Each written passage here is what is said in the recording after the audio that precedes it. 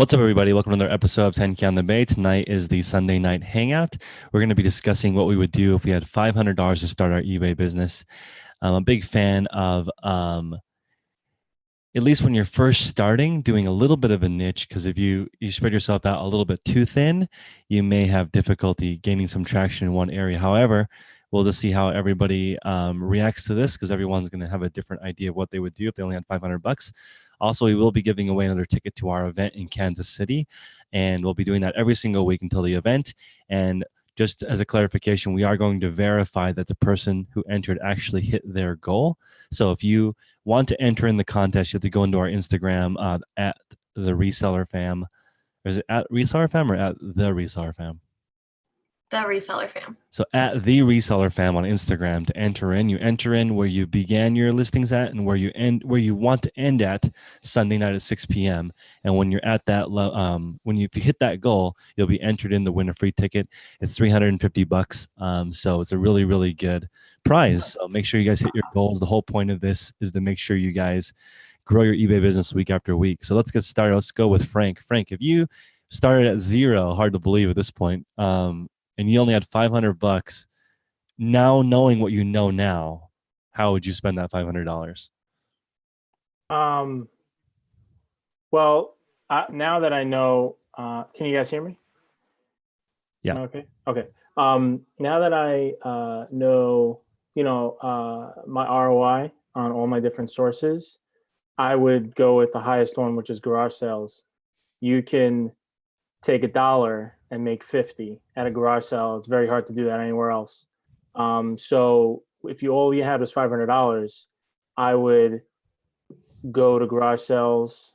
The best ones are estate sales too. The best ones are the ones that start on Thursday and Friday.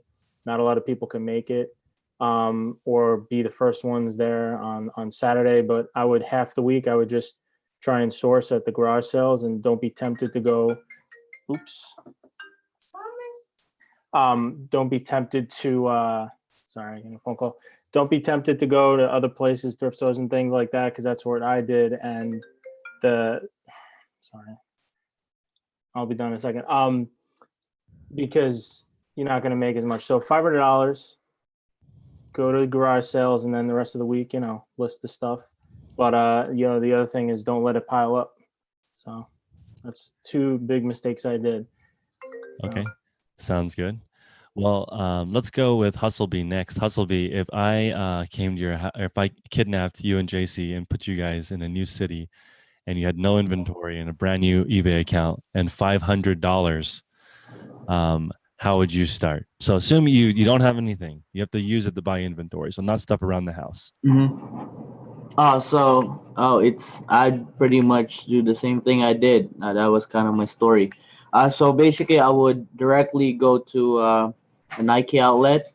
Step one would be ask the employee when their next sale is gonna be, and then go around the outlet and look for good inventory. So basically, inventories that I personally think is a good deal already. So I would do that, and then I would scout. I would pretty much scan every shoe that I think has a good resale. And considering that I should be following a lot of Instagram people already, I should be kind of have an idea on what they're doing. And considering it's only 500 bucks, so the one thing I did before is I went to buy $19 item under $20.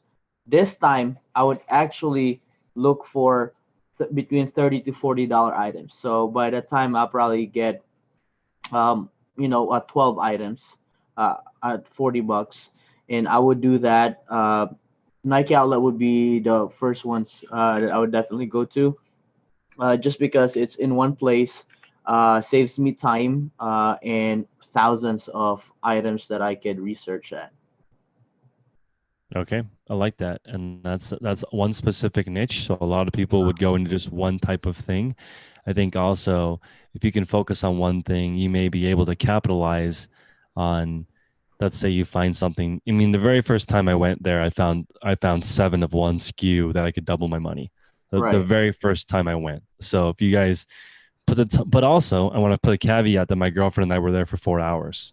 Yeah. So it's not like we were only there for 2 minutes. We did Right. scan the whole store to find 7 pairs that worked. And maybe we could have found a few more too, but it does take some work. But I do think that even a beginner can do that. Mhm. That's great. Let's go to Noel. If you had $500, but you're not homeless, you live where you are, and you're starting over from scratch, what would you do? I would stick with clothes. I would go thrifting. I think I would stay $10 and under, honestly, until I really became aware of what was going on. Unless it was something that I knew, like North Face or Patagonia or something that is worth paying up sometimes. But I think I would just try to blow it all on clothes, stay low with my cost, and buy as much as I could. Okay, so you would start with clothes even after all this knowledge? Yeah, Okay. I would. I think it's I don't want to say easy, but it's so plentiful. Like, I think it's easy to start with, for sure. Agreed. Gwen, you ready? Tell us what you would do if you were in a new place with no eBay inventory and no death pile. Okay, well, I think that it's great to stick with what you know personally to start. Like, I think if you're really knowledgeable about something, that's your best bet. So for me, it would be shoes, but it would be used shoes, and I would stick to a budget of like $5 or under average sale price. So I average out my thrifting trips. So even if one pair of shoes costs like $12.99, the others cost $3.99, I just average it, and my average cost should be no more than $5. And I do that now. So I would start with just getting a bunch of different shoes in excellent condition, whether you sourced at thrift stores, garage sales, the bins. Just get a bunch of shoes because they're your easiest way to make a higher profit. So for me, it's like I can flip a pair of shoes that I paid $5 for 40 or 50 easily if they're a good brand. But if you're buying, clothes, you may not have that big of a profit unless it's, North Face or Patagonia. So it just depends, but that's what I would do if I were to start over, because it's easy to describe them. You don't have to do a lot of work. You're not going to have a lot of returns because most people know their shoe size. And the only weird ones are like the European sizing, but that's about it. I'd have to agree with you on starting with shoes if I was starting right from the beginning, because most of the time you would want to stick with the current shoes, and they have literally, if you Google it, you can find the exact shoe. So you can copy and paste the description and learn what keywords people are using.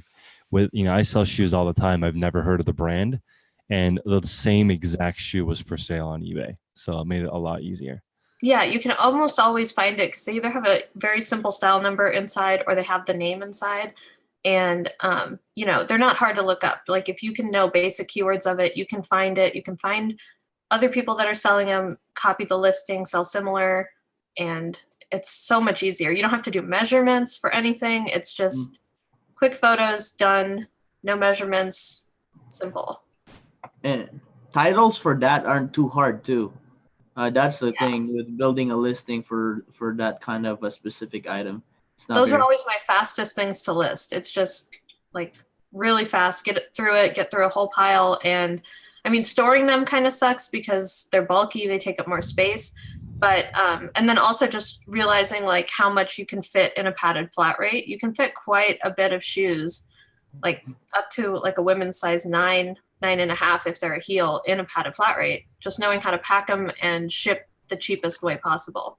And if you're on Poshmark, shoes sell really well on there. So that's true. And I'm not even sure I would necessarily start only on eBay. You could start on Poshmark where it's easier to list.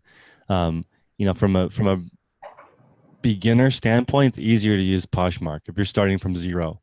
Yeah, Poshmark and Mercari are super simple to get started on, and they don't require like too much effort with their pictures. Like, it doesn't matter if your background isn't perfect. You don't have to have, the best lighting setup. Like, just as long as you have clear pictures and accurate description, people aren't going to judge you on there as much as eBay for, having a solid white background or anything. In fact, Poshmark usually wants you to style it more, which eBay doesn't. So you can have more fun starting there and getting comfortable before you move on to eBay.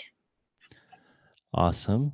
Destroy family of both of you. I wonder if husband and wife disagree on this. Megan, do you want to start? If you only had $500 and it was just you, I don't know if your significant other sways you when it comes to buying. What do you think? I think I would go to scout out thrift stores. Specifically our honey hole that we go to. They like to have bag sales every couple weeks. So I would basically save that $500 in order to get the best product for the cheapest possible price, without having to go to the bins, because our bins is not very good. We'd have to drive out really far. But this store has very good product, and they do $25 bag sales for huge white bags, almost like trash bag size. And I would just literally load up on that and then come home, sort it all out by, I would do men's and women's, sort it all out and get to listing. So. You guys have the best bins for shoes. My God, I've never seen better shoes in my life. Those were the best shoes ever. We haven't been to the Baltimore ones yet. That would be good. Yeah, that would be about almost like 2 hours for us. Our closest one is in Fredericksburg, VA. It's about 45 minutes, and that place is no. I want to clarify for people who are new. Bins is a reference to the Goodwill outlet. So it's just like where things that Goodwill don't sell, they get moved to the outlet. And oftentimes, if you've been in the game for a while, you know that regular retail Goodwills often price things too high, and they have only a certain amount of time before they rotate them out of the store. So the Goodwill outlet, or affectionately known as the bins, is often a great place to find amazing stuff that just was overpriced and moved to surplus. And you can also buy bulk from there with some finagling if you want to go that way. Also, Megan makes a great point that you may spend the first month not buying anything. I don't recommend not buying anything, but I do recommend doing a lot of research before you start. You don't necessarily need to jump in and just randomly start buying everything you can make a profit on. In fact, it might be like that saying where you spend the first 5 of your 6 hours sharpening the saw. When I started, I sold everything from my house. That's what we did. All my clothes, all my shoes that I wasn't wearing anymore on Poshmark, and just did that and ended up with a few $100s, and then went and did some sourcing and started real slow, like at the bins and everything. And that's what I would recommend you do if you don't have the $500. So if you're starting from zero, definitely sell everything you own, including the pants you're wearing. And that's the way to get started. Megan, anything else to add? Nothing really. Nope. I don't know if Dave will agree with me on that, so I guess we'll see. Dave, what do you think? What would you do? I would think that start very similarly to we started ourselves, and I would use the $500 for safety cash. So what we did is we just harassed everyone we knew, put posts up on our personal Facebooks asking like, hey, you got clothes, you got whatever, anything you don't want cluttering up space, we want it. And we would just take it, we went through it, donated what was ripped up and bad, and just started listing that. So our personal initial investment when we started was, I think maybe it was just a lighting kit. And I think we found a cheap one for maybe like 50 or so bucks, but we didn't buy any inventory, anything like that for at least a couple weeks. And so the one difference with getting, if we had the 500 now, is that we didn't do that then. We actually started very abruptly, and I left my job very abruptly, and was not a good way to start. Didn't have any safety nets in place. So I would really use that 500 as the safety net and just harass everyone I know for things they don't want, and then be able to build a better buying power from there and do what Megan was saying as far as the thrift stores. That's such a great point. I want to bring up the point that if you are above asking, like we're in sort of a recycling type business, and you can frame it how you want to. You can think of it as you're doing the world a service by recycling things that may end up in the landfill. And you can look at it negatively and be like, you're a parasite living off of other people's hard work. It's the same thing in the end, but it just depends on how you look at it, how you decide what you're gonna view yourself as. If you guys want to join this in the YouTube world, the link is in the live chat. If you guys want to jump in here and give us an idea of what you would do to start, let's go on to Jason. Jason, if you were on an island that had all the same things as the world you live in now, but nothing to start with, just $500, what would you do? You're on mute. Hold on a With second. knowledge or without knowledge? With the knowledge you have now. With the knowledge I have now, I would probably divide it up two ways. I would do $150 going to the bins, which I have kind of locally, just to really get, because you can get over 100 pounds worth of stuff. I think you can really get a bunch of items to really get started and build up a decent size store using that. And then I would use about 350. I would go to what I started doing this week, as I mentioned last week. I started doing more the Rosses, the TJ Maxxes, the Marshalls, Kohl's, Nike outlet a little bit, and doing those things which give you more profit, which cost more but give you more profit, and hopefully move a little bit faster. So I'd kind of divide my store up that way. Would you do any, I guess this is open market for everyone. Would anybody look for free stuff like in the Craigslist section, or would you focus on, I don't know if that's a little bit more advanced, but like if you only had a certain amount of capital? That's a good idea, but I probably wouldn't do it. Just okay. To be honest, I mean, it's a great idea. I just don't use my habit is not Craigslist. My best find ever was in the free section. Really?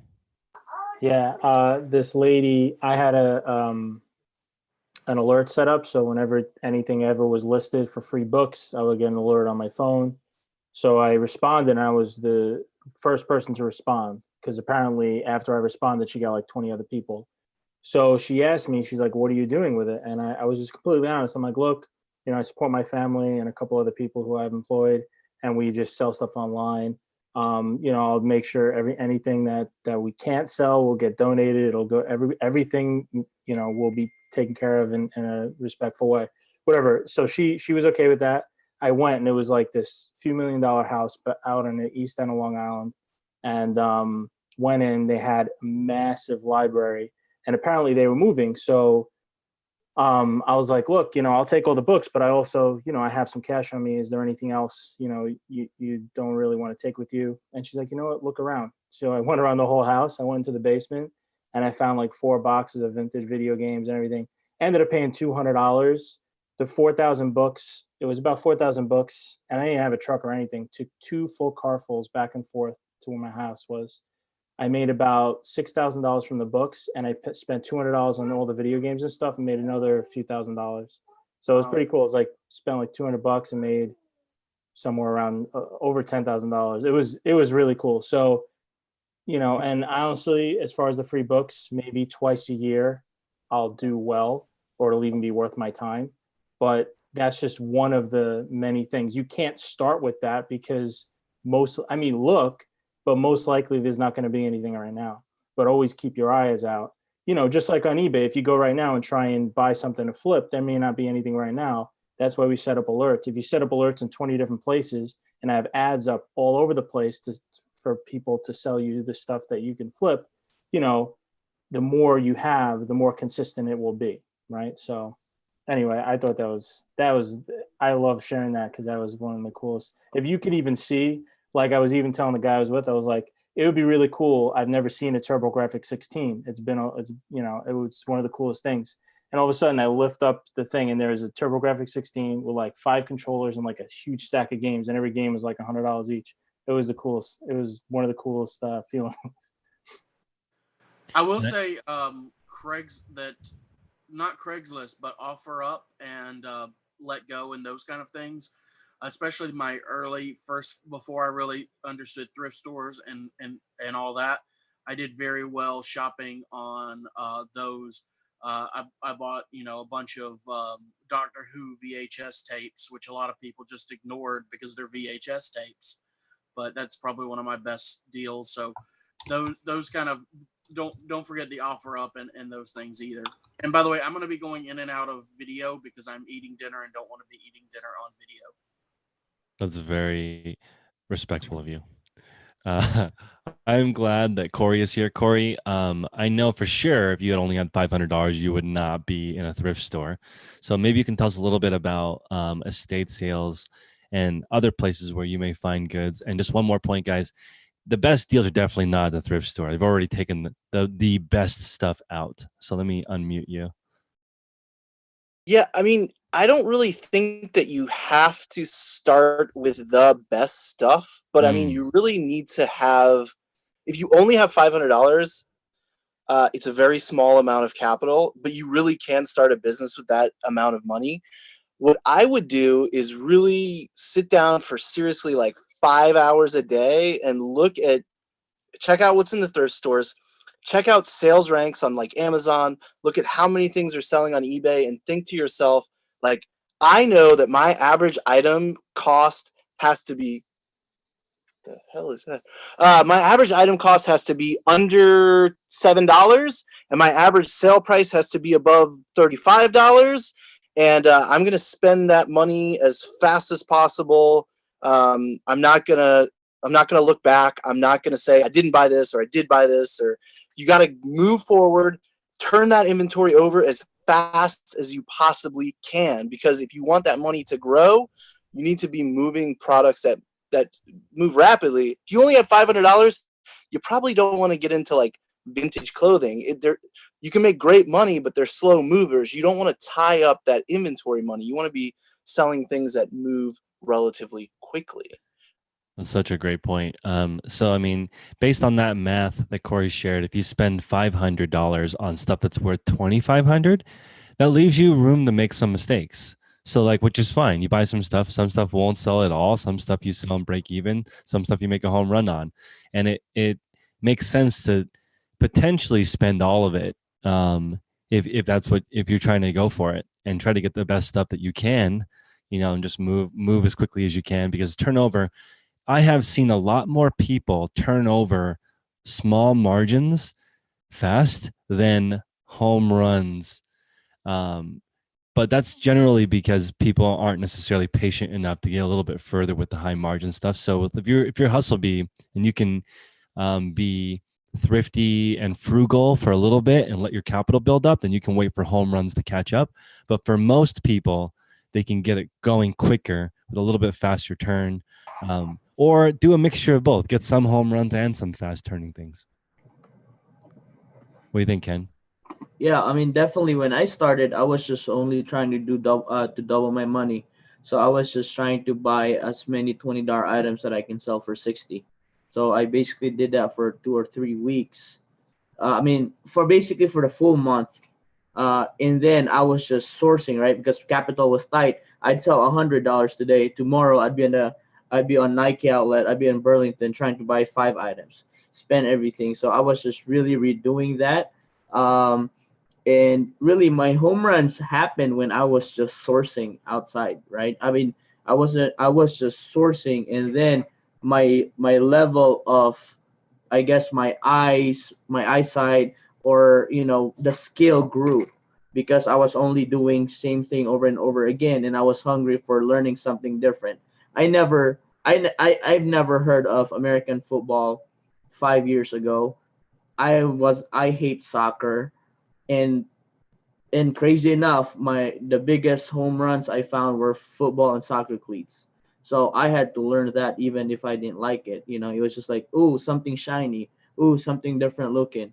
And then it was just scanning everything, looking up online. And then once I hit my first home run, I was like, okay, I need to definitely look for this, and spent my 8 hours every day for 4 months looking for high ticket items. No, that's a great point.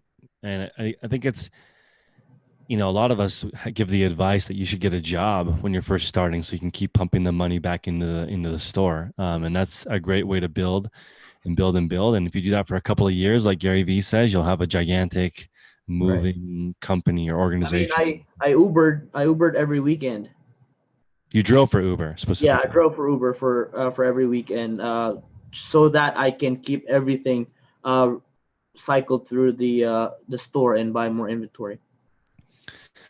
No, that's a great way to do it. Go ahead, Gwen. I think don't overlook things like really big sales. Like, for example, between yesterday and today, I spent $500 at the Nordstrom Rack sale. And I think my average sale price today was $7 an item, and that was mostly shoes and some like really nice swimwear and women's clothing. But it's all new with tags. It's easy to list. It has the name on it. It's got the price on it. It's new. It'll be great for Christmas. And yesterday, I think my average sale price was about $10, but I did get a Tory Burch bag and a Rebecca Minkoff bag. So those right there are going to triple what I spent yesterday just selling 2 items. I'm going to make back all my money and then some. So things like that, like you don't have to just think, okay, thrift store, like $5 and under thrift store only. You can go into different retail stores. You just need to know what you're looking for. So like I said, stick with what you know. If you are really fashionable and you like clothing and shoes, go to those clearance sales and dig through the racks and find things that are going to get you that profit that you want. And people are less likely to return things that are new with tags. They're less likely to have problems because they're not going to have an item not as described case because they're new. And it's just another easy way to do it. I want to drop the biggest bomb ever for what I would do with $500. If you guys are listening, please hit the like button if you are here so other people can get this nugget. So the first thing I did is exactly a year ago was I joined the green room. So this is I'm not getting paid from them to say that, but that's the first thing that I did. And when I got into the green room, what I did was network with every single person in the group and say, what do you sell? What do you sell? What do you sell? Over and over again, figure out what people were selling. And then I took Jake, who's a person, Jake Odell, in the green room to breakfast. And I bought him pancakes to tell me what to do. And we went to Goodwill, Salvation Army, and then Marshall's. And then that first, I learned how to do everything. I learned how to get coupon codes online. I learned how to look through men's clothing for defects. And it only cost me pancakes. So it was like super, super good way to hack is that to basically network with other resellers. We're pushing really hard for you guys to literally come and meet all of us at the Reseller Fam event in March. I want to point out that it is going to be the second largest event other than eBay Open for eBay sellers. So it's huge. You guys have to come. You get a discount if you use 10K on the Bay. Makes it $300 if you guys want to join that way. Also, there are 12 speakers. And if you guys want to reach out to them, including Ken Hustlebee in the chat, he will show you if you only had $50 and you want to get to that. You want to hustle your way to Kansas City. That's a great goal. Instead of stressing out about it. Glenn actually made $350 already with a $50. Exactly. Turned 50 into 350 for the event. So why don't you talk about Hustled for a minute to give people an idea what that looks like? Yeah. So guys, me and Glenn, the Hustler Hacks, created this Instagram page. It was just a spur of the moment. I was just in a phone call with him and said a lot of people couldn't make it because of the money issue, right? But it wasn't really. We know it wasn't really the money issue. There was just things that I think they were just hesitant to commit to it, and a lot of questions we get is like, we can't do it because we're not your location. We can't do this because we're not there.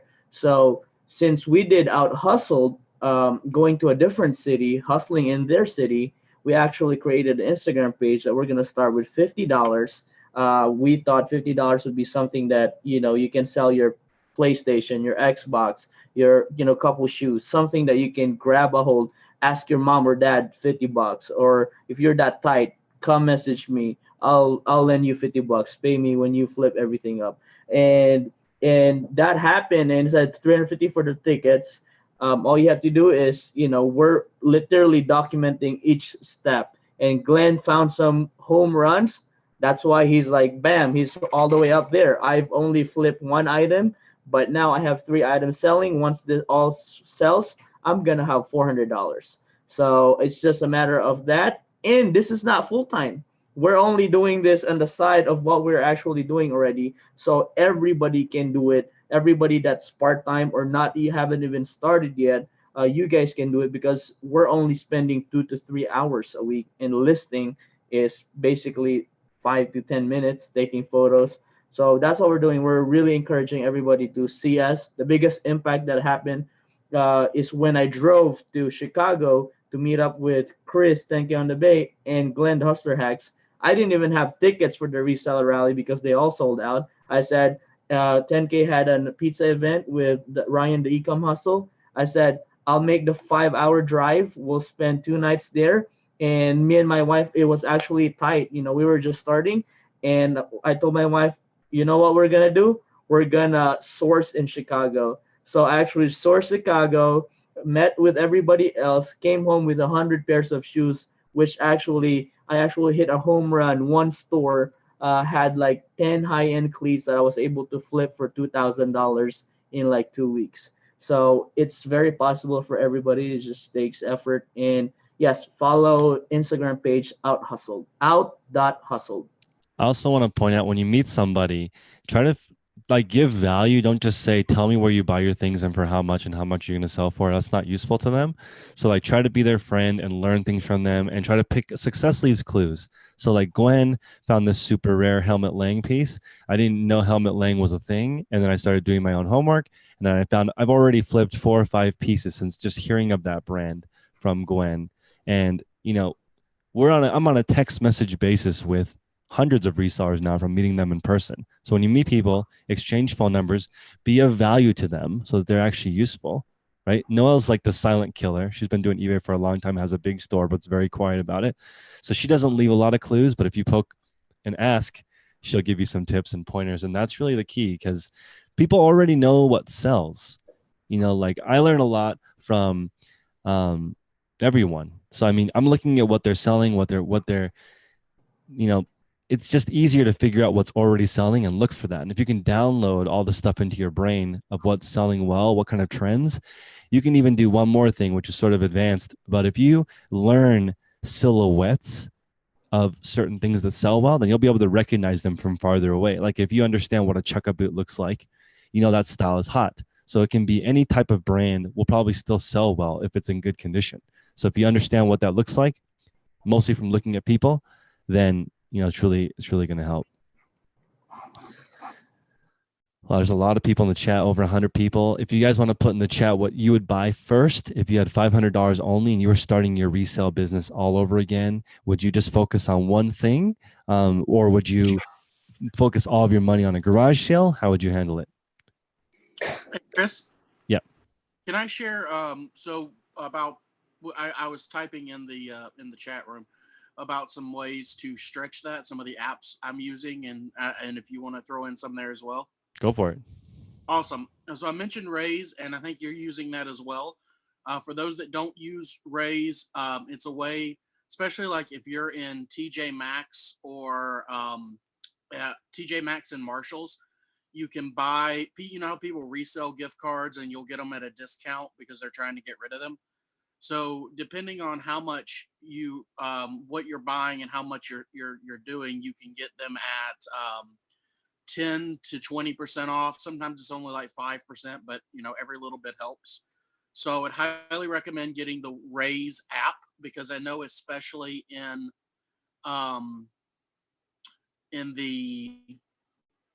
TJ Maxx and Marshalls, you can use those immediately, and so you can buy based on what you actually need.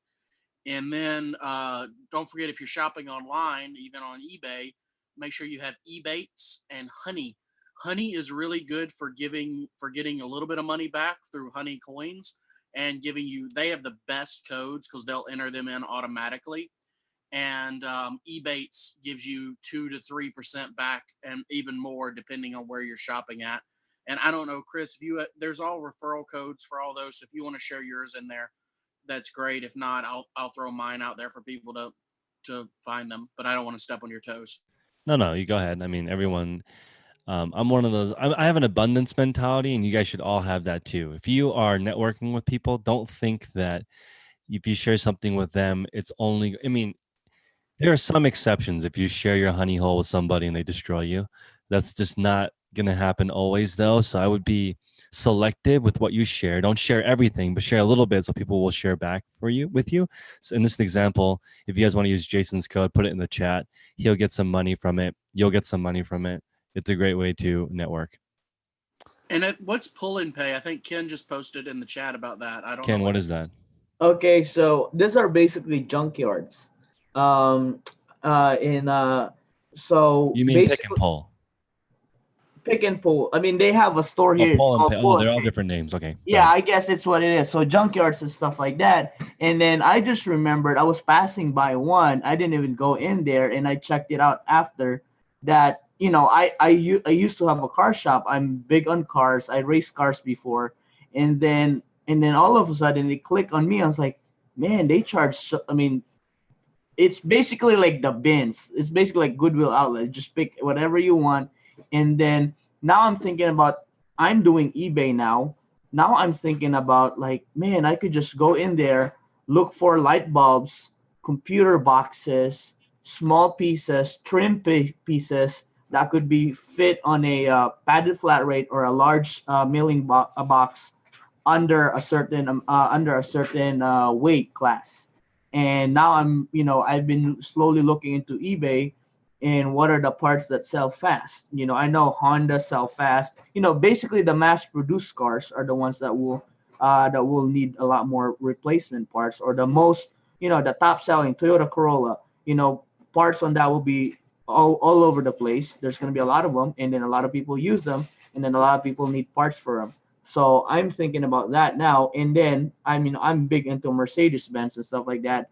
A small badge or an emblem of a Mercedes Benz is like $100 brand new, and I can pull them apart because they charge flat rate. It doesn't matter. A badge is a badge. So for example, they'll charge $4 for a badge. I can pretty much get a BMW badge, a Mercedes badge, a Jaguar. If they had a Porsche over there, I can snag that for $5. So it's all flat rate. So I'm gonna be doing. I'm excited to do that. Too bad I found it like in a really cold time of the year already. But I'm trying to probably sneak in a couple of times and try to document it. And I think I found my other niche that I want to get into. I just want to point out, or I mean, just mention that I bought an entire car for $500. So like you can, especially when a car is totaled, you Yeah. can go get that. You can get an entire car for $500. I bought back my car that was in an accident for 500, repaired You it, and can sold it part for it out. 5,500. So you can. Car parts is a massive, massive market, Yeah. and there's a lot of people in the community that are very secretive about that niche. So Right. we spilled the beans. It's over, guys. I didn't even I did it before for my personal thing, and then I was just looking at it as a consumer side, right? And then now it just rung a bell in me that, man, like I bought a hose for a Mercedes Benz for $70. I could have got that there for like $5, and then probably could sell it on eBay for $30. So now I'm thinking I'm putting up a list on all the car brands that I'm gonna look. And the funny thing is, you can do advanced research. All this car junkyards will actually post a photo of the car that's available in their lot. For sure. Gwen, you have a thought? Yeah, I had no idea how much like individual car parts cost until I was trying to find a door handle for my boyfriend's car so we can sell it. And I ended up having to buy one on eBay for $65. And it's just a door. Oh man, that could have been me, Gwen. I could have got that for $5. And I had to do it because we have to sell his car, and nobody's going to buy a car when you can't get into the driver's side door. Like, you had to buy it. So everywhere I looked, they were $65 because it's an old car, and I guess it's super hard to find now. So yeah, if you can go to junkyards, and I don't know, I might start doing that, figure it out, just start taking shit off cars and trying to figure out how to sell it, because that's a really good deal. They probably paid a couple bucks for it, and they sold it for $65, and they for sure. did a padded flat rate. Oh, there's definitely people making doing that for like it's such a cool way to do it if you love cars or know anything about them. Yeah. Corey's face lit up. Corey, what's up? So my cousin Guy Lafour, he's a physician. He has no limits on capital, but his wife was like, you can't spend money starting your eBay business. You have to like take $500. If you can roll that into something, you could do it as a hobby. So what he did, this is true story. This is about 6 months ago. He took that $500 and he called up a junkyard, and he said, if I buy 50 radios from you guys, will you give them to me for $10 a piece? And and now he's doing 5,000 a month, 5,000 every 60 days. And that is how he started. So he negotiated, then went out in the yard, found the most expensive cars that were out there, like the Mercedes, those kind of cars, and pulled the radios out of them. So that's real. That's true. Yeah. That might be the first thing I'm gonna do next week. Now I'm so excited. Like that just lit up like a light bulb in me. For the longest time I was just thinking about it. Now like I really want to do it. Like I wish they're open tonight. Certain radios, if you go through and kind of analyze radios on eBay, for some reason people will pay a ridiculous amount of money for stock radios, and you can get them cheap.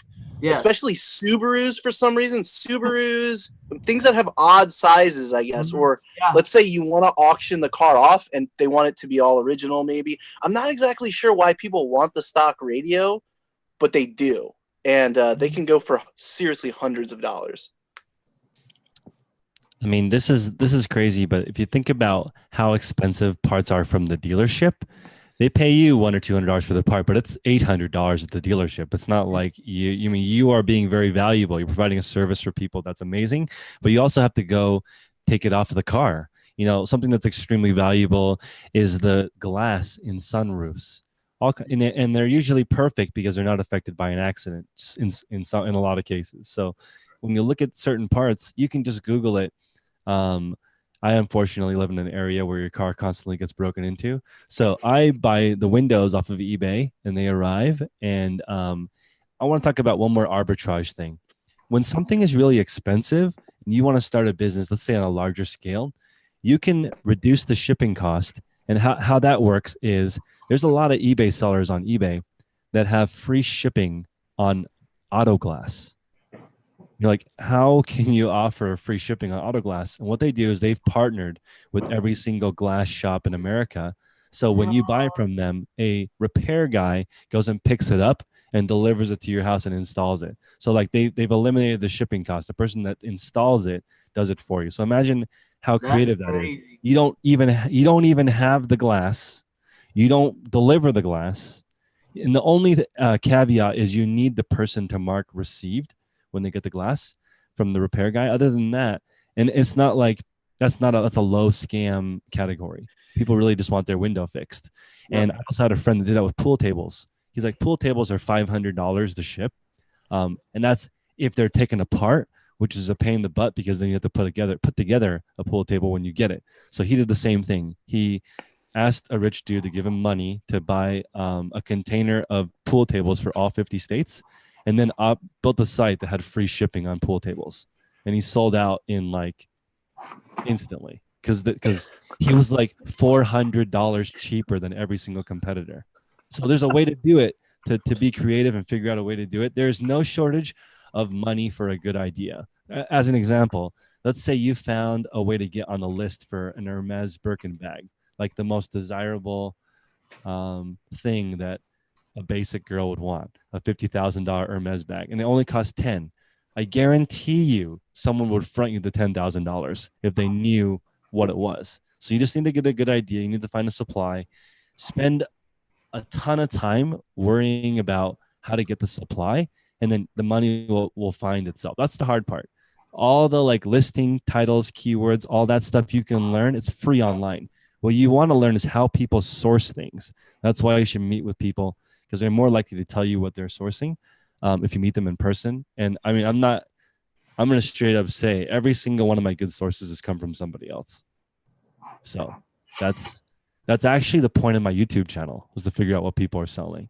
So the cat's out of the bag. Tori, do you want to share what you would do if you had only $500 for an eBay business?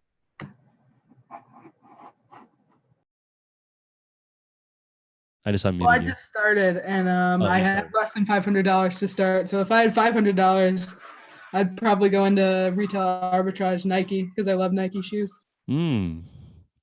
So you started with a little bit less. What did you start with?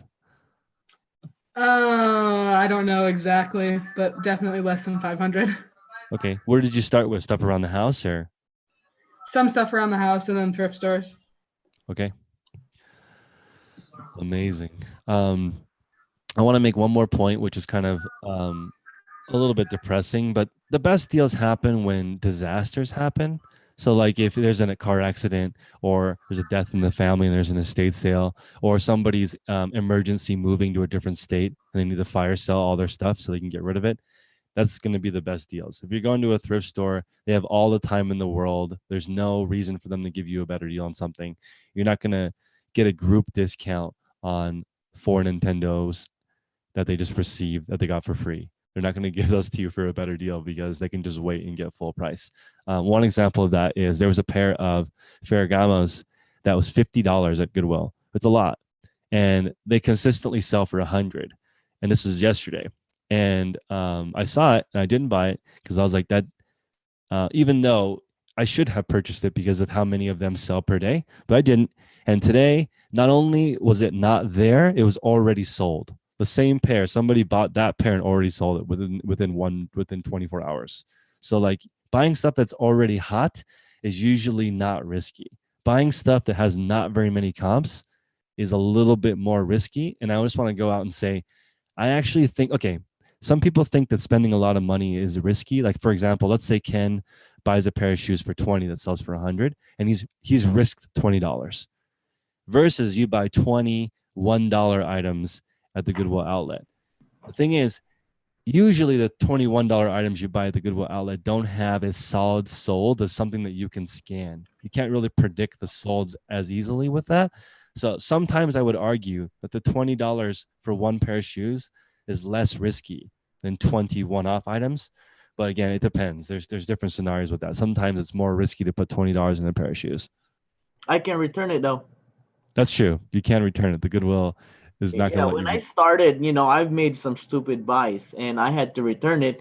And then, like as long as you, when I started, as long as you don't ask for a money back, as long as you exchange it, they wouldn't care, because if you ask for a money back, that's usually like their sales actually goes down. So when I kind of just exchange it and buy more. That's a great way to do it. And it's definitely better to be the person to develop a reputation as somebody who doesn't return things. But again, they don't care as long as you're always in there. If you're a friendly face and you make a bad buy, I wouldn't be afraid to get your money back. That's one thing that is great about retail arbitrage. I don't see how you could start a successful retail arbitrage business with $500 in a timely fashion. Like I just don't see it. It seems like your inventory number would be so low. Like a lot of it's based, if you're selling on eBay, I think anybody here who's selling on eBay can relate to the fact that there is some weird element of chance, and that the more, like, imagine you have a board, the more holes you bore in that board, the more chances a drop of water is going to fall through, Well, so if you're looking to reinvest, you need to have like inventory that has a chance of selling. Just in the past week, I found dollar store items that I'm selling for $15, and they sold about 15 this past week. So that's insane. There's stuff, there's stuff out there. It shows that I'm wrong, probably, but I'm wrong all the time. I mean, I started with $500 back in February. Like if you were flipping Nintendo Switch, you get your money back in 2 hours sometimes. Right? If you just purchase it, put it on the Craigslist, so you could deliver it at the same time. Like that toys is crazy. Like I'm jealous with the people that are doing toys now. Yeah. That's why I'm in a Facebook group that I pay to actually learn toys for next Q4.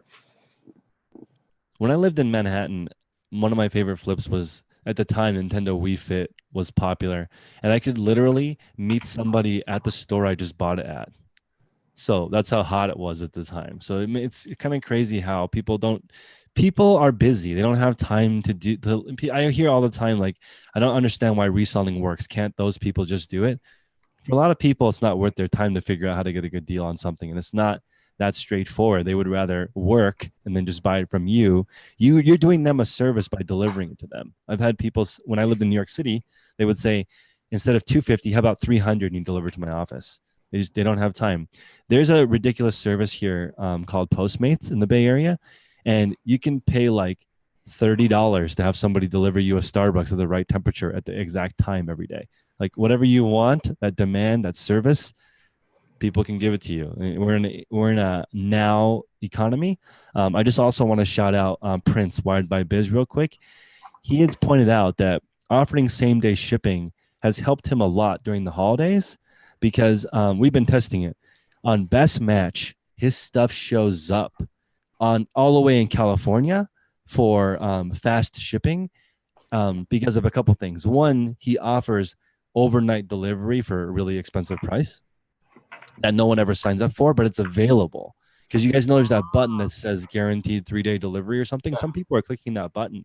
So it's important to test. If you have a friend in a different part of the country and you want to see if your listings show up,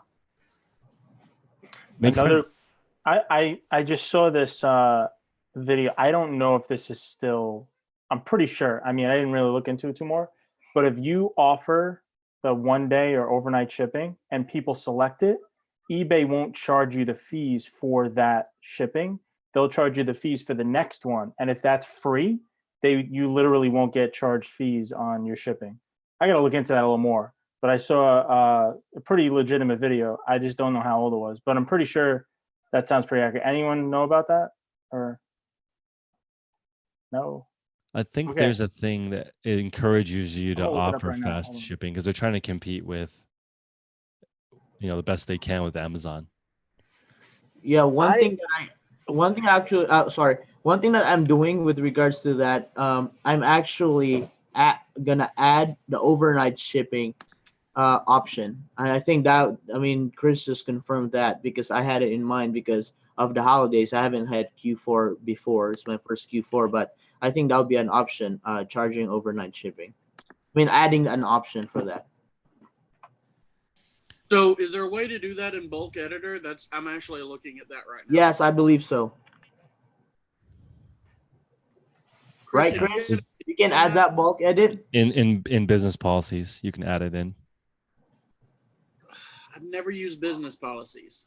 Yeah, if you go into business policies and update whichever one you normally use to have expedited shipping as an option, because like you can add first class international on there with GSP and everything. If you add that on, then go back to bulk edit and edit all your listings and select it again, it should pop up with the correct one. I just did it for first class and priority international.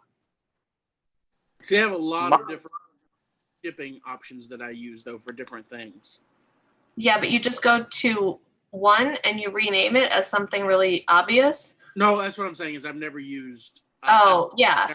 No, you have to go in there and you have to build it yourself, and it just takes a couple seconds, and then you go back and edit, but you select that one, and then all your listings will come up with it.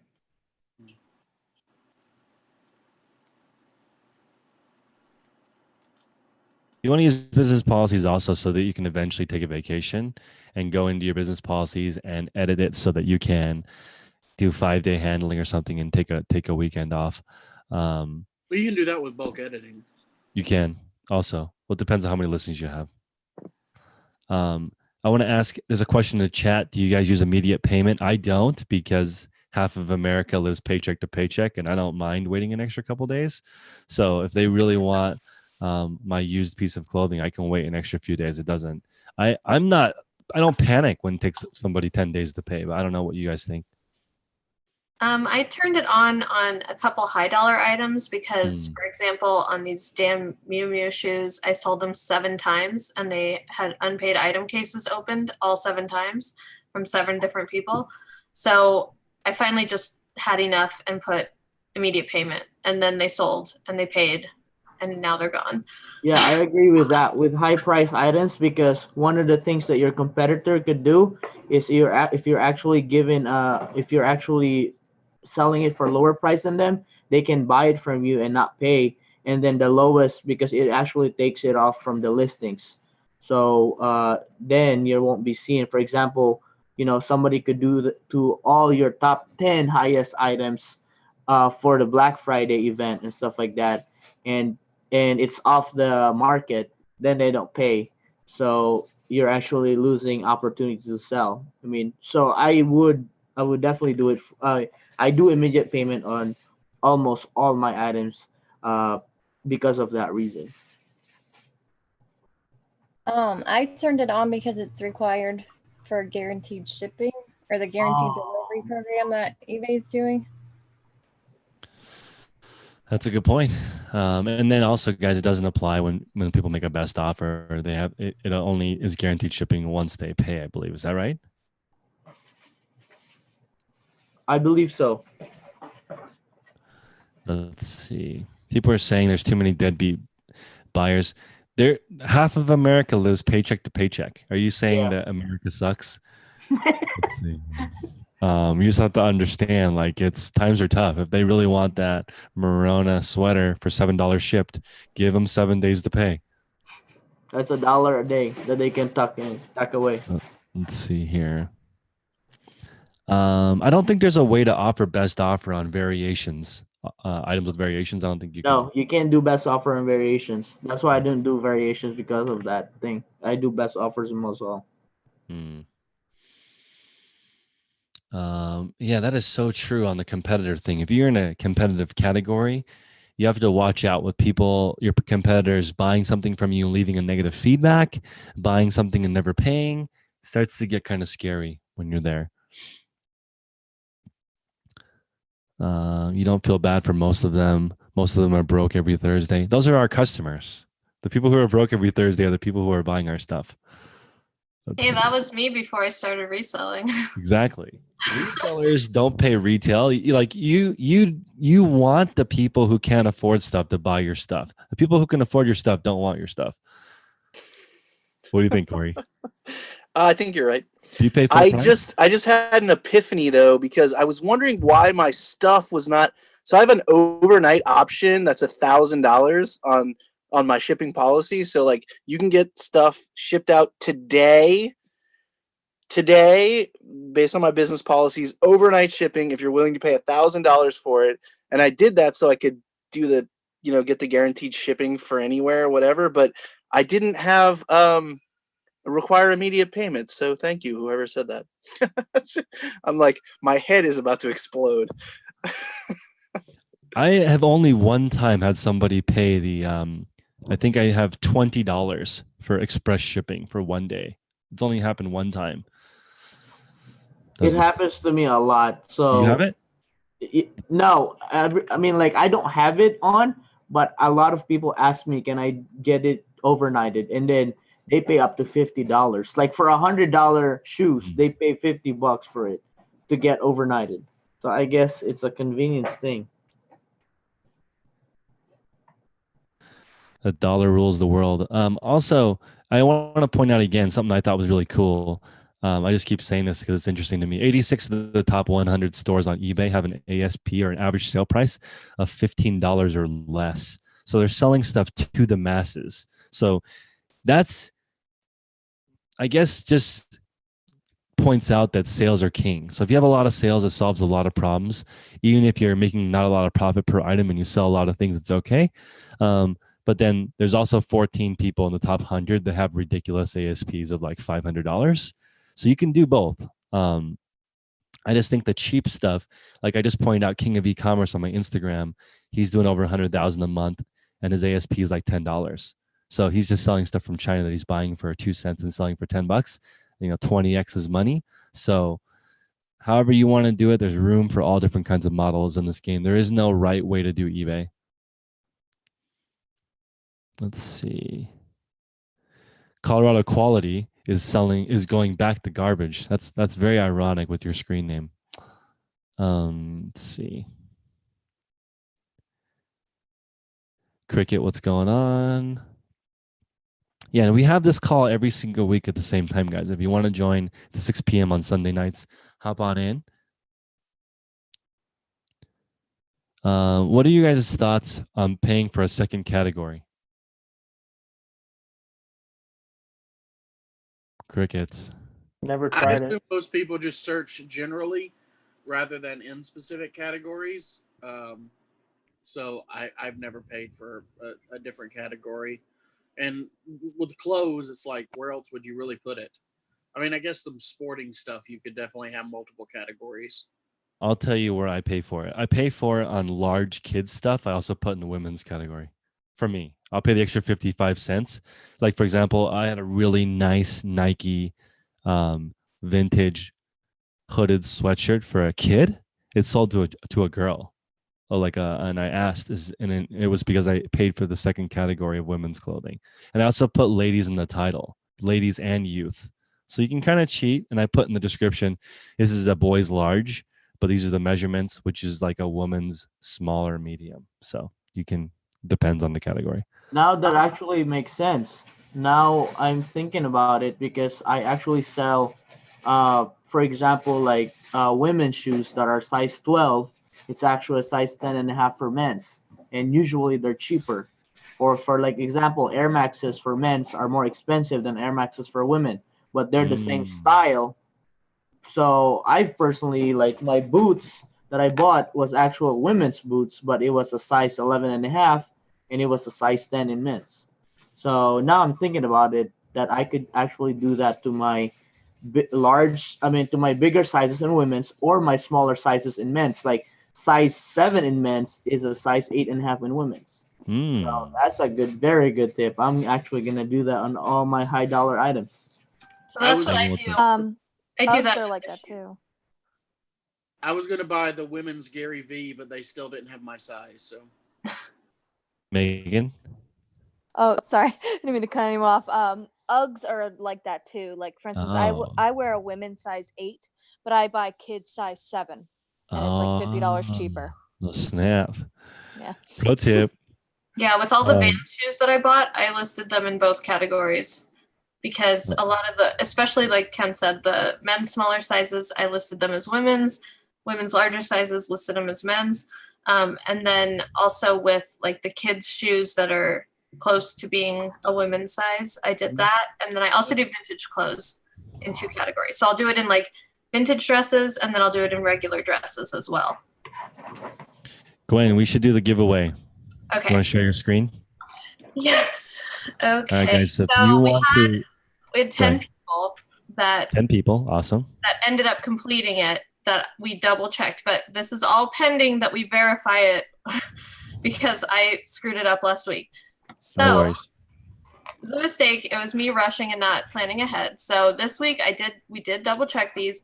These are the 10 people that completed the challenge. We had a bunch of people enter, but it was Thanksgiving week, so obviously, not everything is gonna work out on a holiday week. But so we have 10 people in here, my random number generator. Okay, so we have 10 people, and our winner is number 2. It is eBay Nana. I'm excited because she has like a ton of listings in her store. She has 2,300, over 2,300 now. Wow. Amazing. Like Congrats. That's cool. So that is congrats to eBay Nana, and I love her name because it's the best. And yeah, so we're going to start a new contest again tomorrow. And I know for a fact that she won because I double checked that one for sure because she did it last week too. So make sure you enter again tomorrow. And it's really motivating. I've been listing like crazy and I'm not even going to win a ticket because I'm already going to be there. So I just know that I've been like cranking out a couple hundred extra listings a week because of the contest. So definitely enter again. That's right. I am going to. No, I'm not. There was something really cool I was going to share, but I'm not going to share. We're going to save that for next time. So everyone, thank you for coming this week. Does anybody else have any final words before we get back to listing or being a parent? I did just want to say that I know. Sorry, Noelle, I cut you off. On Craigslist, I know people were saying source things from Craigslist. Something I sourced recently from Craigslist for free was shipping supplies for hard goods. I got a ton of those airbags that they send in the Amazon packs, packing peanuts, different size boxes, and what else? Oh, like bubble wrap and just like the foam padding.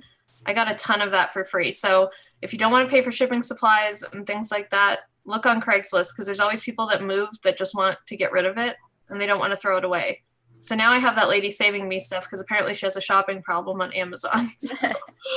Wow, that's amazing. That's awesome. I don't know people how to are source. asking- I don't know how to source hoarders. Somebody message me how you how you source from hoarders. Go ahead, You Noah. don't, because they don't get rid of stuff. It's impossible. You wait till they die or they go through an intervention. There you go. All I wanted to say was they were asking how to enter. So we'll post what do you call it? We'll make a post tomorrow on our Instagram page at the Reseller Fam on Instagram. And all you have to do, well, it'll have directions. It's not all you have to do because it's a little bit complex, we realized. But yeah, it'll be up tomorrow morning. You can enter our new contest. And make sure you guys head over to resellerfam.com and check out our details for our event. At the top of the page, it says event speakers and details. It's going to be March 8th through 10th in 2018 in Kansas City, Missouri. And all the details are up on there. There's a bunch of speakers and they're all offering the discount code. But you should use Chris's because we're on his channel. But yeah, so go and check it out because they're all offering different things with ticket purchases as well. So you'll get to see all the different people and, you know, what they're kind of bring to the event. And it's pretty amazing. And I'm celebrating my birthday this week, so I'm just throwing that out there. Happy birthday. Happy birthday. Thank Happy you. birthday. Happy birthday. Thank you. I'm accepting presents in the form of likes on Instagram at Inflated Hero. So that's my right hook. I was thinking you could, because balloons are so light, you should make a private label balloon on eBay and I'll promote it and see if we can sell some for the holidays. A private label. Do you mean like actually like the uninflated ones? No, not uninflated. Oh, like an actual sculpture or something? A sculpture that you put into a poly mailer. Hopefully it survives. So I did that, and it pretty. Do you know who Seth Godin is? Definitely. So I sent Seth Godin a balloon years ago, and you can still see it on my Instagram. And he actually got it. He called me to thank me personally, which was the coolest thing because it did survive. And it actually was his, because he doesn't tweet, but he had a saved Twitter account and still does. But for about 2 years, it was his avatar for his Twitter account. It was really, really cool. That is so cool. All right, guys. Well, thank you for coming. I'll see you next week at the same time. If you want to join, the link is always the same. It's Zoom, and the code is 866-717-620. Have a great night, guys. See you next week.